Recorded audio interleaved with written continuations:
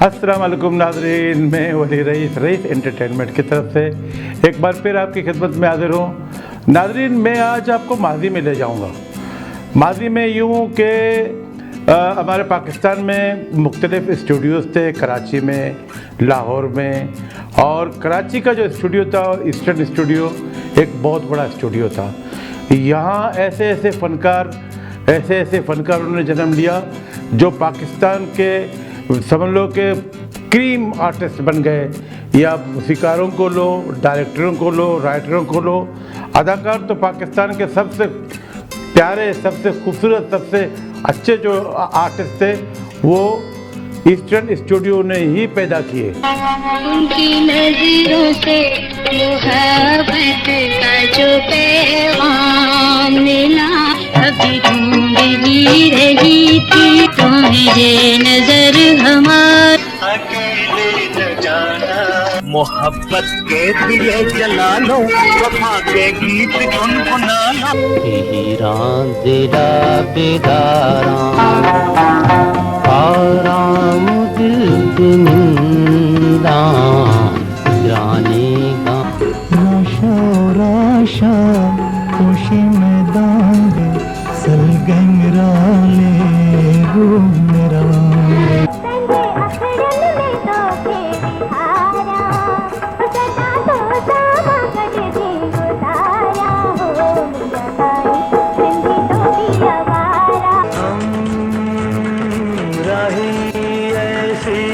राहों के जिनकी कोई मंजिल ही नहीं।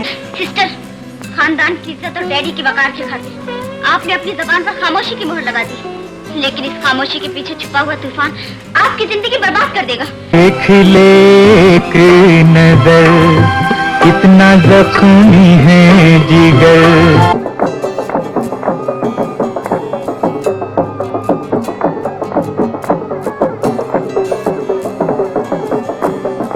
सब तुम लोगों की चाल है।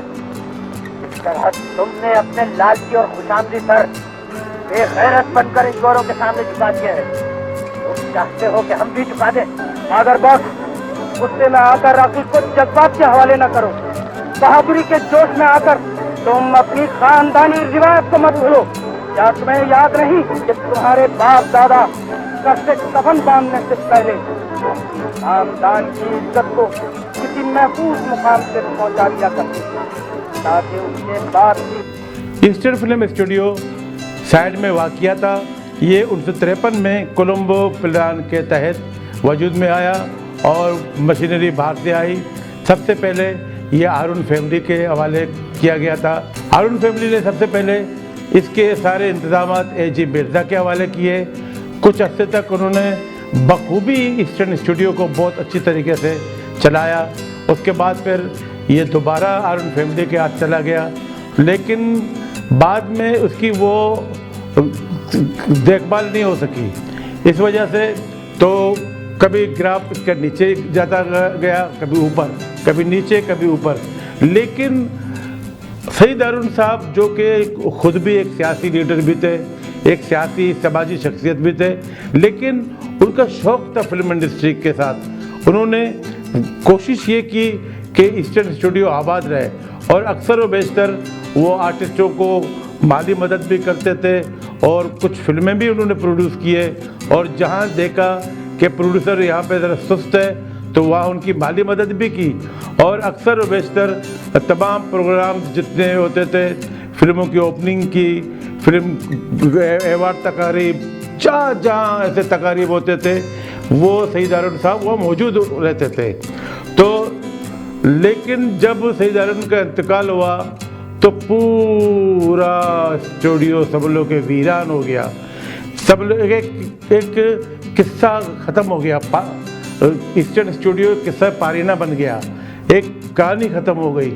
अच्छा, जब सईद हारून का इंतकाल हुआ, सईद हारून के इंतकाल के बाद जनाब सफूरा खैरी ने एक मजमून लिखा। वो कुछ यूँ है कि रोशनियाँ तो इनके दामन में इस वक्त भी रक्स करती हैं जब इन्हें निगार खाना कायम नहीं किया था। फिर इन्हें रोशनियों के इस शहर में जहाँ फिल्मी सनत ने हमेशा सुस्त रफ्तार के साथ कदम बढ़ाया ईस्टर्न स्टूडियो खोलने की क्या ज़रूरत थी, ये जानते हुए भी कि कराची की फिल्मी सरगर्मियों के वो रफ्तार नहीं जो लाहौर है, जहाँ फिल्मी सनत के तकरीबन तमाम अफराद मौजूद हैं, और ये कि हर प्रोड्यूसर लाहौर के स्टूडियो में फ़िल्म बनाने की कोशिश करता है। अगर ऐसा ना होता तो इस शहर में भी जगह जगह स्टूडियो होते, मगर ऐसा नहीं हुआ। मुमकिन है कि इसकी एक वजह यह है कि कराची में बनने वाली फ़िल्मों को बड़े फ़नकार अब इतनी ज़्यादा अहमियत नहीं देते थे। ये ईस्टर्न स्टूडियो के आखिरी दिनों के जुमले हैं। सईद हारून के इंतकाल के बाद शमी मारा ने कहा कि आज हमारी फिल्मी सनत में जितने सितारे फरोज़ा हैं वो सब ईस्टर्न स्टूडियो में ट्रेनिंग हासिल करने के बाद इस मकाम पर पहुँचे हैं। मैं भी इन चंद खुश नसीब फ़नकारों में से एक हूँ जिन्होंने इस स्कूल से तरबियत हासिल की। सईद हारून बड़े क़द्र व हयात के मालिक थे। इनकी अचानक मौत से सख्त सदमा पहुँचा। खुदावंद करीम इन्हें जन्नतुल फिरदौस में जगह दे। परवेज़ मलिक साहब ने कहा कि पाकिस्तान और ख़ास तौर पर कराची की फिल्म इंडस्ट्री ने जिस कदर तरक्की की वो सब ईस्टर्न स्टूडियो के मैनेजिंग डायरेक्टर सईद हारून की पर उन्हें मिन्नत है। वो फिल्मी सनत का कदावर सतून था। इनकी अचानक मौत की खबर सुनकर यकीन नहीं आता है इतने सेहतमंद इंसान आसानी से दुनिया से कूच कर गया। सईद हारून बड़े खूबियों के मालिक थे। कराची में मेरा इनकी साल तक वास्ता रहा। नहायत मुखलिस दोस्त और मकबूल कारोबारी इंसान थे। इन्होंने हमेशा फ़नकारों की हौसला अफजाई की। अल्लाह ताला ने जन्नतुल फिरदौस में जगह दी। यहाँ पे जनाब इलियास रशीदी साहब ने शकील, उस्मान पीरज़ादा, महमूद मसूद, सुबानीबा यूनिस, महमूद अली, काजी वाजिद, जावेद शेख, तमाम फ़नकारों ने बड़े रंज गम का इज़हार किया क्योंकि सईद हारून साहब इनके बहुत करीब रहे थे। सईद हारून साहब ने इलियास रशीदी को निगार अवार्ड के जो जितनी तकारीब हुई उसमें भी मावनत की। ईस्टर्न स्टूडियो से जितने फ़नकारों ने अपनी फ़नी ज़िंदगी का इफ्तिताह किया उनमें अदाकार मोहम्मद अली, वहीद मुराद, कमाल ईरानी, मनवर सईद, लहरी, इब्राहिम नफीस, निराला, नैयर सुल्ताना, निगत सुल्ताना, शमी मारा, साबरा सुल्ताना, सूफिया बानो, रोजीना, ज़ेबा, दीबा, नीना, पन्ना डांसर, शायस्ता केसर, संतोष रसल, गुलाम मोहिद्दीन, काजी वाजिद, महमूद अली, अब्दुल माजिद, शकील, जमशेद अंसारी, बदर मुनीर, ये वो शख्सियात हैं, ये वो रोशन सितारे थे जो ईस्टर्न स्टूडियो के पैदावार थे। इसी तरह कैमरामैनी में हुसैन भाई, मदद अली मदद और सुपर कैमरामैन नज़ीर, सुहेल हाशमी जो सुपर कैमरामैन थे। इसके अलावा गुलकारों मौसीकारों में अहमद रुश्दी, सोहेल राना, नज़ीर बेगम, मेहदी हसन, मोहम्मद यूसुफ सिंधी, मसूद राना, खलील अहमद, नाशाद, लाल मोहम्मद इकबाल, शहनाज, मैनाज, निसार बज़मी, एन के नासिर, एन के नत्थू खान, रूना लैला। हिदायतकारों में एच सिद्दीकी, नज़ीर सूफ़ी, यूनुस राठौर, कमर ज़ैदी, जावेद हाशमी, इकबाल रिजवी, राशिदी, जाहिद हुसैन, समद शेख, मोहम्मद हुसैन मदारी, अकील खान, ये तमाम ईस्टर्न स्टूडियो के पैदावार थे। इसी तरह तदवीनकारों में इकबाल, ज़ैदी, अकबर और साउंड रिकॉर्डिस्ट में इकबाल शहजाद, अहसान ज़िया, कुरैशी और AR बलोच शामिल थे।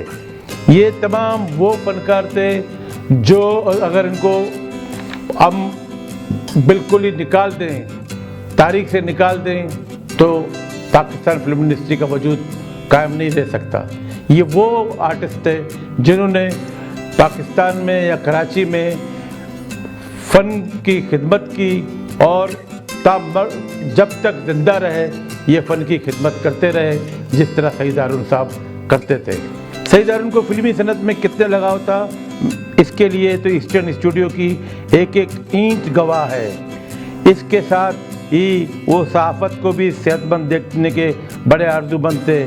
इब्तिदा में इनका मशगला था कि सारी मसरूफियात में से वक्त निकाल कर फिल्मी अखबारात के दफ्तरों में जाते, हर तरह मावन बनने की कोशिश करते। इन्होंने ईस्टर्न के नाम से एक बहुत खूबसूरत रिसाला भी निकाला जिसमें माजी की बहुत सी खूबसूरत तस्वीर और बेहतरीन मज़ामीन उसमें थे। और बहुत बड़ा रिकॉर्ड था, जो इत्तेफाक की बात है कि मेरे पास मौजूद था, लेकिन पता नहीं कहाँ गया। डर गए? मौत का नाम सुनते ही बहादुरी गुम हो गई। घबराओ मत हरी भाई, साधु जिसे भाई कह देता है उसकी जिंदगी का सौदा नहीं करता। जरा फिर से बजा पायलिया पीपल की छाँव में। राजा जरा हाय हाय राजा जरा तुझसे आओ चलिया पीपल की छाँव में। तुमने बताया प्यार से हमने तुमको अपना जाल के। अच्छा, अब मैं ईस्टर्न स्टूडियो से अपनी वाबस्तगी बयान करता हूँ। हुआ कुछ यूँ कि तकरीबन 1989 या 90 की बात है कि मैं जब बलोची फिल्म बना रहा था तो मेरे जहन में था कि मैं उर्दू में भी कुछ खाके बनाऊँ। तो इसके लिए मुझे एक आर्टिस्ट की ज़रूरत थी। मैं ईस्टर्न स्टूडियो गया, वहाँ मेरी मुलाकात हुई सबद शेख साहब से, जो मेरे उस्ताद हैं। उनके ताउन से मुझे कुछ आर्टिस्ट मिले। फिर मैंने ईस्टर्न स्टूडियो में ही अपना डेरा जमाया और जितनी वीडियो फिल्में, क्योंकि हमारे जिस इलाके में मैं रहता था वहाँ ऐसी फैसिलिटीज़ थी नहीं, तो मैंने बाकायदा ईस्टर्न स्टूडियो में शिफ्ट लेकर वहाँ पे सिंधी, बलोची, पश्तो, पंजाबी, बंगाली फिल्में बनाई और बेशुमार फिल्में मैंने बनाई। और वहाँ एक वक्त ऐसा था कि मैं रोज़ाना वहाँ जाता था। शाम होती थी, वहाँ पे मैं निकल पड़ता था, तो वहाँ पे अपने दोस्तों के साथ, तो ऐसा होता था कि हफ्ते में 3-3 दिन में शूट करता था। और मेरा ख्वाब था कि मैं एक ऐसी फिल्म बनाऊं जिसको मैं ईस्टर्न स्टूडियो के पर्दे पे चलाऊं, और मैंने अपना वो ख्वाब भी पूरा किया। मैंने एक फिल्म बनाई कराची मारा नताची। बेवकूफ ये मुल्के तो का सियासत और बदमाशी यक्की चीजें ना तो मनी चम पचकुता एता कुछ की मौत बेरगा जे बेहतर है कि माने यक दोस्त ये कारा भी आया।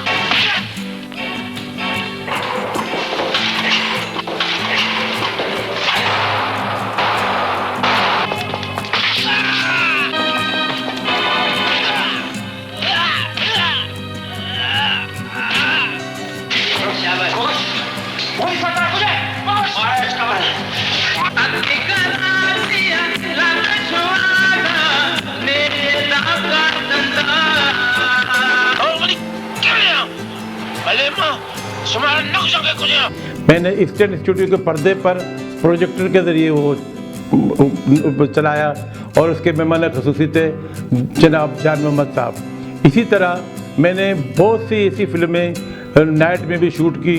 मैंने उस वक्त ईस्टर्न स्टूडियो का जो शिफ्ट जो था बहुत मामूली सा था, लेकिन मैंने डबल शिफ्ट देकर, क्योंकि बहुत से दोस्तों ने वहाँ पर एतराज़ किया कि ये ईस्टर्न स्टूडियो फिल्म स्टूडियो या वीडियो वाले क्यों आते हैं, तो फिर मैंने ज़िद में या समझ लो कि शौक़ में मैंने वहाँ पे बलोची फिल्में भी बनाई और मैंने बाकायदा 3-3, 4-4 दिन शूट किया, नाइट शूट की, लाइट किया। नबी राखो तेरा सही कुछ गए का कसी नबी।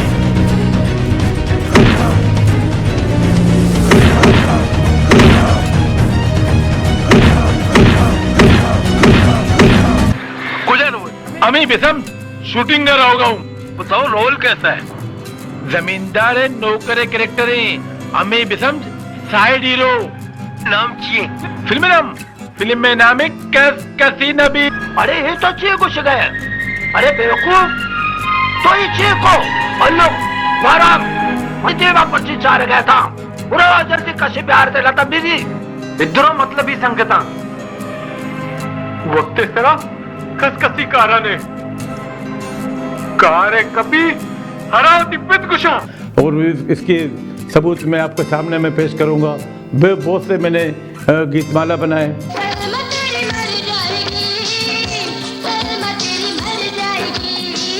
सलमा, मैं तुम्हें सोचने के लिए 1 हफ्ते की मोहलत देता हूँ।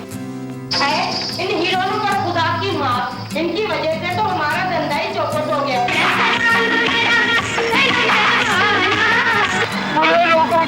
बुरा अंजाम। ये वो लोग हैं जिन्होंने माशरे के अंदर गुनाह, प्रेम, मकारी फैला रखी थी। ये इज्जत और आबरू के डाकू और ये इंसानियत के कातिल है। उसके अलावा मैंने वहाँ पे सिंधी फिल्मों में भी हिदायतकार समद शेख, ऐसे ब्रोवी, मोहम्मद हुसैन मदारी के साथ असिस्ट किया। वहाँ पे डायरेक्शन सीखी मैंने बाकायदा, फिर एडिटिंग सीखी वहाँ पे कि किस तरह फिल्म की एडिटिंग होती है। तो ईस्टर्न स्टूडियो से मेरी भी बहुत सी यादें वाबस्ता हैं। आज जब मैं वहाँ से गुजरता हूँ पुल के ऊपर से, तो वो एक बहुत बड़ा मैदान में देखता हूँ तो मेरा दिल खून के आंसू रोता है कि यहाँ पे कैसे कैसे आर्टिस्ट ने जन्म लिया। और सईद हारून साहब की यादें, तमाम आर्टिस्टों की यादें और मेरे अपने उस्तादों की यादें, मेरी अपनी यादें, मैंने वहाँ पे कैसे कैसे दिन गुजारे। उसके बराबर में अल फैयाद होटल था, शायद अब भी है।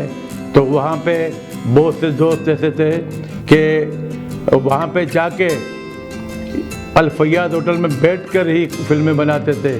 और फिर एक वक्त ऐसा आया कि उमर शरीफ ने जब कराची में अपनी फिल्म 420 और दूसरी फिल्में स्टार्ट की, मोइन अख्तर ने फिल्म स्टार्ट की, तो एक बार फिर ईस्टर्न स्टूडियो में रौनकें बहाल हो गई। मोरी पतली कमर यहाँ लचके लगाऊं जब ठुमके पे ठुमका, करती है हर वक्त बीवी लड़ाई जब के घर पे नफरत का पहरा। असलम नाता ने 3-4 फिल्में बनाई और जब रौनकें बख्शी तो फिर गिद्ध वहाँ पे भी दोबारा आ गए और नए नए लोगों को लपा देते गए। रोज़ाना फिल्मों की ओपनिंग हो रही है, ना फिल्में बन रही है ना कुछ। और इसी तरह ईस्टर्न स्टूडियो का ये भी है कि पाकिस्तान में जितनी ज़ुबानों में फिल्में बनी हैं, तमाम ज़ुबानों में फिल्में जो बनी हैं वो ईस्टर्न स्टूडियो में ही बनी हैं। चाहे बलूची हो, चाहे गुजराती हो, चाहे उर्दू हो, चाहे सिंधी हो। सिंधी फिल्मों का सब लोग मस्कन था। नाज़रीन, मेरे ख्याल में मेरा मज़मून तवील हो गया है। यहाँ पे मैं आपसे इजाज़त चाहता हूँ। अल्लाह हाफ़िज़।